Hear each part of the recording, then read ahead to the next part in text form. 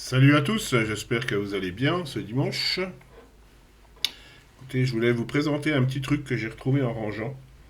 C'est un testeur de batterie euh, de marque Delatec, acheté sur Amazon pour une vingtaine, 29 euros je crois, qui est, qui est assez sympa somme toute parce qu'on peut décharger les lipos avec. Pour la bonne raison que, en fin de compte, les chargeurs standards qu'on a pour la plupart, hein, c'est des chargeurs qui sont bien, hein, je ne dis pas, mais la décharge, c'est pas trop leur truc. De même que le storage, voilà, ils le font, mais c'est long souvent. Ça prend vraiment très très longtemps. Et je trouve que ça manque un peu d'ampères. Donc j'ai dit, tiens, pourquoi pas essayer ce petit machin, voir ce qu'il est capable de faire sur une lipo. Pour le coup, bah, ça marche pas trop mal. En fait, il a un radiateur hein, ici, avec un transistor ici. Et en fait, il consomme du courant. Donc ici, on a la tension. Et ici, on a les ampères, hein, volt, ampères. Donc c'est... Je vais vous expliquer vite fait, parce qu'il est livré sans dock. Donc ça peut être déroutant de prime abord quand on le reçoit, parce qu'on ne sait pas trop comment ça fonctionne. Donc déjà, on a deux modes. Je vais vous montrer. Donc je vais couper, je vais l'éteindre. Voilà. Hop, il est éteint. On reste appuyé sur le petit bouton noir ici. Et on remet le courant. Et on va rentrer voilà, dans un mode de programmation, en fin de compte. On va se retrouver ici avec un mode. Alors je le fais de la main gauche parce que je ne suis pas du bon côté de la caméra. Donc on a le mode Fun 1. Alors ne me demandez pas pourquoi Fun, hein, je n'ai aucune idée. Et Fun 2. Voilà. Si on appuie là, je crois. Voilà, on a le buzzer, BE off ou BE on, ça c'est le buzzer qu'on peut couper pour pas avoir la sonnette. Donc le mode 1, c'est un mode décharge simple. Vous mettez la tension recherchée, la tension basse, on va dire, de votre batterie. Par exemple, si on prend une petite batterie, un élément par exemple, vous mettez 1 volt. Si vous voulez la décharger, vous mettez 1 volt et vous mettez le courant ici de décharge en sélectionnant avec ce bouton-là. Donc on a des petites LED. Donc là, je suis en mode volt. Hein, oui, la LED volt, là ici, elle s'est allumée et on peut changer le voltage. Si je rappuie encore un coup, on a la deuxième petite LED ici pour les divisions. Ici. Si je rappuie encore un coup, je passe en mode ampère. Et pareil, hein, on peut changer les ampères ou par division. Voilà. C'est aussi simple que ça. Pour la fonction du commutateur rotatif. Donc, comme je vous disais, le mode 1, Fun 1, ce qu'ils appellent Fun 1, lui, vous mettez 1 volt par exemple pour votre batterie et vous mettez, je sais pas, 500 mA, admettons, et vous allez la décharger. Le mode Fun 2, lui, il a un avantage, c'est que vous allez régler plutôt ici le seuil bas de coupure, on va dire, en fin de compte, de votre batterie. Par exemple, pour une batterie, j'en sais rien. Par exemple, là, moi, j'ai une 7 volts 4. J'ai mis 6 volts 8, ça fait 3 4 par élément. Hein, parce qu'on met le courant total. Que je veux, mon seuil bas, en fin de compte, c'est 6 volts 8. Et je la décharge au maximum de ce que l'appareil peut donner, donc c'est un 60 watts. Donc là, je peux pas aller au-delà de 7 ampères 67. Voilà, pour cette tension-là. Si la tension était plus basse, je pourrais monter plus haut et ainsi de suite. On peut monter jusqu'à 9 ampères avec des tensions plus basses. Plus la tension va être haute d'entrée de la batterie, moins l'ampérage va être haut en fin de compte, donc ça perd un petit peu de son intérêt.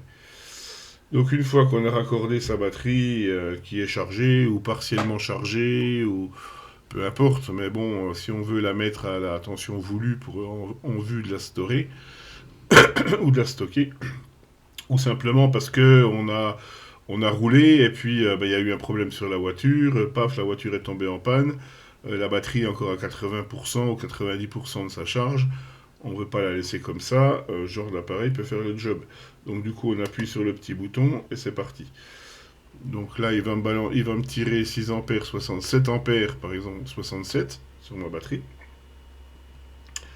Et il va me donner ici, en faisant, je vais tourner un petit coup, en faisant défiler la tension, l'ampérage et les watts consommés, hein. Voilà, donc là je l'ai déjà un petit peu fait tourner avant pour pas vous faire de la merde. Et puis ben, ça va chauffer gentiment et du coup ben, il va s'arrêter à la tension demandée, tout simplement. Donc ça peut être un petit appareil économique, on va dire, hein. Faut pas y demander la lune non plus, hein. Ça reste un appareil. Là, il commence à souffler, là. Ça commence à chauffer. Ça reste un appareil d'appoint pratique, on va dire, pour ce genre de choses. Après, si vous voulez pas mettre des sous, ça fait le job, quoi. Et ça sera toujours plus performant, en fin de compte, que votre chargeur de terrain, qui lui, quand il arrive à monter à 1 ampère, je crois que c'est un peu le bout du monde, pour en avoir testé plusieurs. Euh, voilà, je ne dis pas que tous les chargeurs sont pareils, hein. Il y en a qui sont onéreux, qui vont arriver à décharger un courant beaucoup plus fort. Mais ça reste, enfin, pour moi, ça reste pas vraiment leur fonction première, quoi.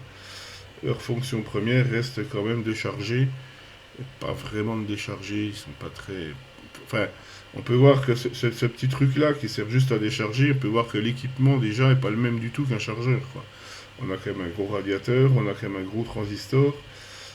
Ce qu'un chargeur est pas non plus, pour ceux qui en ont déjà ouvert, voilà, c'est pas non plus pas la lune, hein, c'est des composants de surface. Je dis pour charger c'est bien, mais pour décharger, je pense pas que ça soit le plus efficient. Donc il existe aussi des déchargeurs, hein, ça va de soi, hein, qui sont dédiés à ça, qui sont bien, mais bon, voilà, bien plus onéreux. On est plus dans les 100 euros qu'autre chose. Là, je pense pour 29 euros, ça peut faire le boulot. Pour du 2S essentiellement, hein. Alors j'ai pas testé du 3S, mais ça, je suis sûr que ça marche aussi. Je déchargerai sûrement avec un peu moins fort en courant. En sachant que là, pour une 2S, je suis déjà au taquet à 7 ampères, quoi. Mais bon, 7 ampères, ça cause déjà quand même, hein. En peu de temps, là, en quelques minutes, j'ai déjà enlevé presque 2 ampères, quoi. Donc voilà, pour faire un appoint, je trouve que c'est bien. Je vous dis, pour ajuster une batterie, c'est bien. Ça fait le boulot, je trouve que c'est pas mal. Voilà, j'ai présenté ce petit machin qui a l'air assez fiable. Je l'avais utilisé il y a un temps. Après, je l'ai un peu rangé, j'avoue, puisque j'ai quelque chose d'un peu plus musclé pour faire ça. Et puis bon, je cycle pas non plus. Mais bon, pour emmener sur le terrain, en plus, c'est pas très gros. Voilà, des fois, en fin de journée, on n'a pas envie de rentrer et puis de redéballer les batteries pour les storer. On peut le faire sur place. Avec ce petit machin, ça prend pas forcément de temps. Il peut être intégré à la caisse de terrain, j'en sais rien. Après, à vous de voir ce que vous voulez en faire, mais ça peut être une idée sympathique pour les batteries, quoi. C'est vraiment important de prendre soin de ces batteries, hein, je le répète encore. On rentre pas avec des batteries chargées puis on les laisse comme ça, c'est pas bon pour elles, hein. C'est souvent aussi ce qui les fait gonfler. C'est on crée de l'oxygène parce qu'on oxyde les plaques. Et décharger, c'est pas bon non plus, puisque si elles sont à 4-5% et que vous les laissez comme ça pendant 3 mois, elles sont foutues, quoi. Donc voilà, vous allez la reprendre, vous allez la recharger, vous allez faire une demi-ligne droite et elle sera à plat, quoi, elle sera morte. Donc c'est pas bon non plus, donc voilà, il y a une règle, c'est de les stocker à peu près à 50% de leur. Alors c'est pas 50%, si c'est 55, ça marche aussi, hein. Je veux dire, si c'est 35%, ça marche aussi. Ça dépend en fin de compte de l'utilisation que vous avez de vos batteries. Il faut pas être à cheval non plus à l'ampère près ou au volt près, quoi, hein. Je veux dire, elles sont quand même assez tolérantes. Mais il faut quand même en prendre relativement soin. Moi j'en ai depuis des années et puis elles fonctionnent toujours bien, hein.